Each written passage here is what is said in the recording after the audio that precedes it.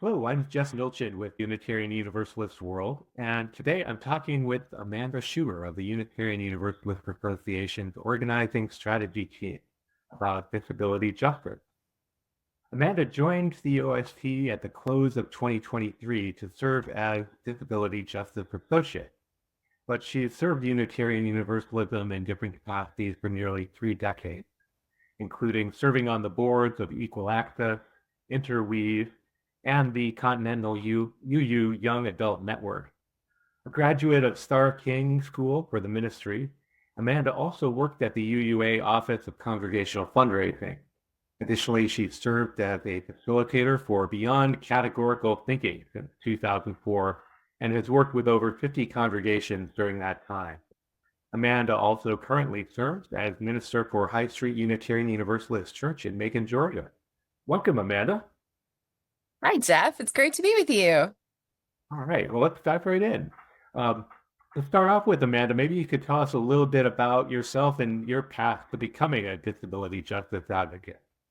Sure. So I came into Unitarian Universalism as a young adult, in part because of my connection to the disability community. My younger brother lives with extreme mental health challenges.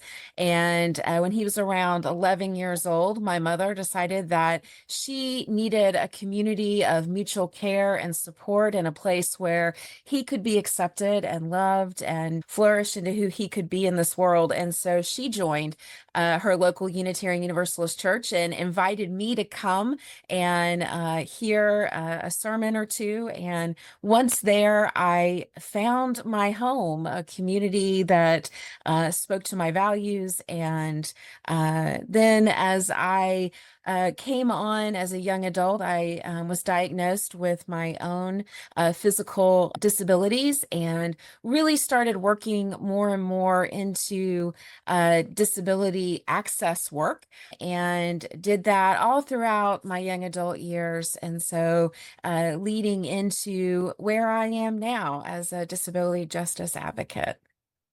And what was that church that you started off attending, Amanda? I started off at the Unitarian Universalist Church in Tuscaloosa, Alabama, and lived there and grew up. I feel like I grew up in that church. All right. Well, could you offer an overview of the Equal Access Program and, for those not familiar with it, how that fits into a broader framework of disability justice work? Sure. Equal Access was a program that came about in the late 90s, early 2000s, out of a real wellspring of individuals who were doing work within their own congregations and in their own communities, sort of in ones and twos and sort of piece by piece. And they were looking to help increase the visibility and the access and the involvement of people with disabilities within our congregations. And so Equal Access was formed as a way to give that work some group cohesion and to help move forward the access of individuals with disabilities within our congregations and our broader denominational work. Now, Equal Access does a lot of work around making sure that people have physical access to our congregational spaces and programming and things like that, which is a little bit different than disability justice. Disability justice is a movement that came about in 2005 out of a group called the Sins Invalid, which was a collective of disabled queer women of color, including people like Patty Byrne and Mia Mingus and the late Stacy Milburn.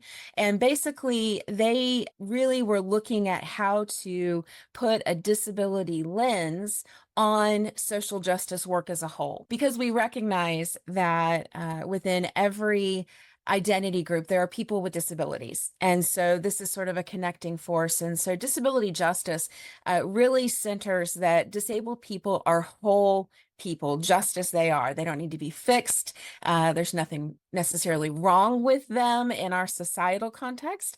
And so it works to look for full inclusion. And it also reminds us that people are not worthy because of what they produce in this world.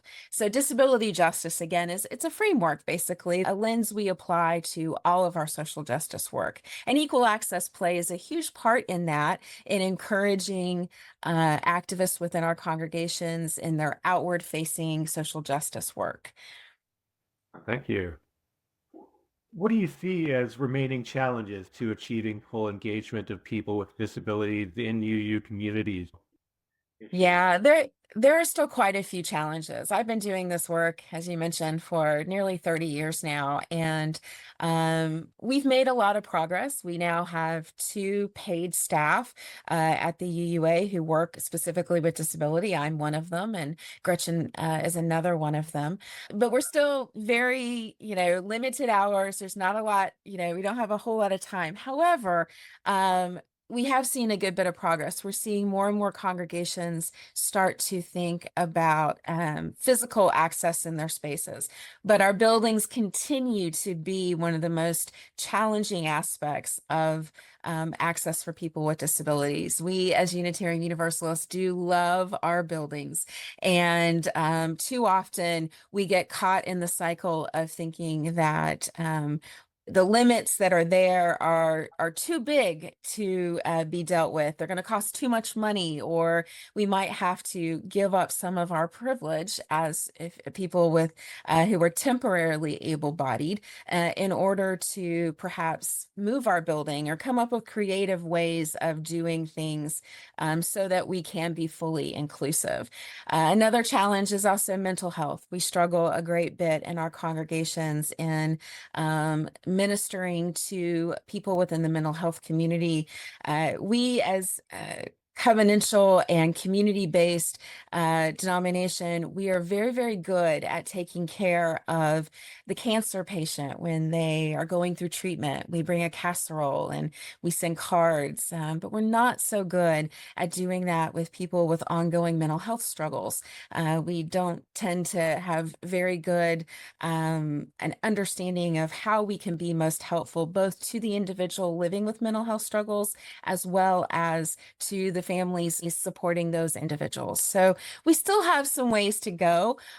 We don't talk about mental health and accessibility as much as we could, and we often leave it to the people that it impacts the most to be the champions for that, rather than having some co-conspirators working with us to make sure that access is on the forefront of our conversations and the way in which we do things. I think one of the best things we can do is just educate ourselves.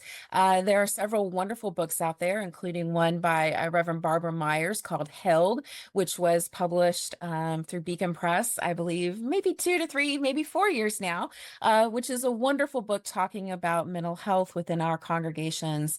And it even has a guide on how to help support people with mental health. But I think really the most important thing is just educating ourselves. It's being open to inviting people with these concerns into conversation and finding out how we as a denomination and as individual congregations can best support the communities that are seeking refuge in a safe space within our walls. Great. Maybe you could tell us a little bit about some of the work that's been done by Equal Access or the UUA to make important advances on disability justice, Amanda. Sure. We see a lot more happening than we have now than we have ever before. We have a lot more awareness of chemical sensitivity and fragrance-free spaces. We have a lot more sensitivity towards neurodivergence, and both within our congregations and even in our pulpit. We are seeing more and more of our ministers who are self-identifying as neurodivergent, and we're seeing congregations really work with them to learn learn how to create welcoming spaces.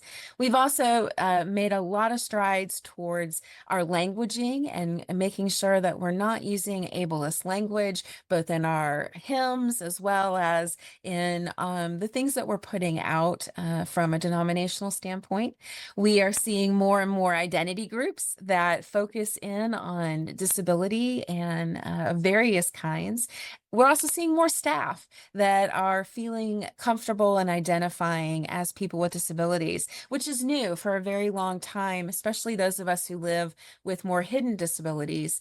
We were less inclined to out ourselves, as it were, because of the pushback or the concerns that we might not have enough stamina to do a certain job, or we might need more accommodations than what the organization thought that they were ready to deal with. So it's been nice to feel a cultural shift in a real acceptance and an eye towards understanding that we are all temporarily able-bodied. There are very few people in this world who will go through their entire lives without needing some kind of accommodation, which includes hearing accommodations, and every now and then you might break a bone and need to be on crutches and need to have a little more access. We have a long way to go. We've not really reached that sort of complete beloved community where we are completely accessible and welcoming, but we are making good strides. Thanks. And to close out, maybe we could talk a little bit more broadly about what are some of the big issues in the world in the coming year that you see as priorities for disability justice advocacy work, Amanda? Sure.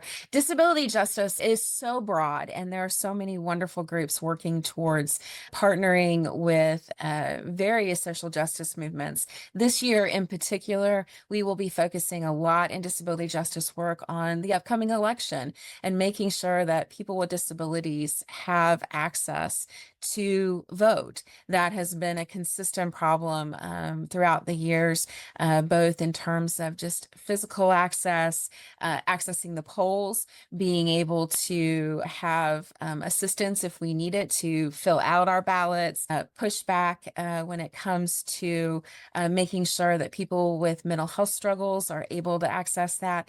Also, we know that people with disabilities tend to be lower socioeconomic opportunities. And so that in turn plays into some of the political landscape and how things like changes to Medicare and Medicaid impact our communities. And so we'll be watching legislatively how that rolls out. This year, we may also be looking towards the courts more as more and more challenges to the Americans with Disabilities Act come up, and how that may impact broader legislation and the laws of our country. Specifically, one of the challenges of the ADA is that there is no governing body to enforce the ADA. The only way that we can really make challenges or enforce the ADA out in the world is through litigation, which itself is prohibitive in terms of the cost of legal fees, as well as just the time and energy. So we'll be watching that area. We'll also be looking at abortion access. People with disabilities often struggle to access quality health care, and abortion access is no less a part of that.